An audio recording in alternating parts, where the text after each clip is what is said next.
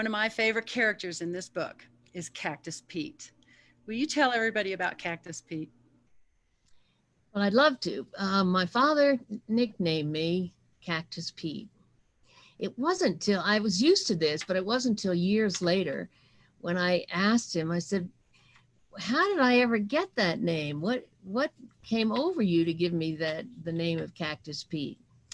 And he said, well, I used to watch you and you didn't know I was watching you, but you would be in the hall and you'd run into the living room and you'd jump on the back of this big old upholstered chair, thinking it was your horse.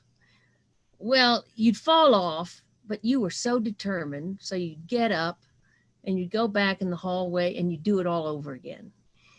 I was laughing so hard. You didn't hear me laughing, I made sure. But I thought, well, this is reminds me of this cowboy character. He was a cartoon character, I think, and his name was Cactus Pete. I think my father recognized when I came into this world that I was a feisty, determined, and a curious little girl, and maybe he thought that was kind of a cowgirl. So when I was about 7, he gave me, and he said they were custom made.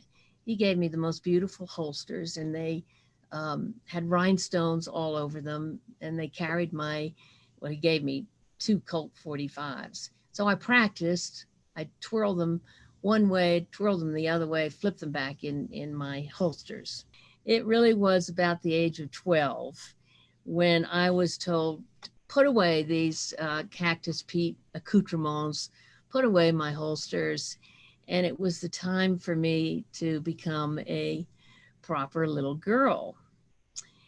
Well, I didn't quite know what that meant, of course, but as the years went by, I felt what was expected of me was from the Magnolia Code the idea of safety, that I was supposed to get married, have a family, and really more into my 20s that I think I'm supposed to be kind of invisible, and that I might maybe supposed to take a few steps behind the successful man. Well, this didn't sit very well with me, and I think I had a sneaking suspicion that my choice in life was between safety and identity.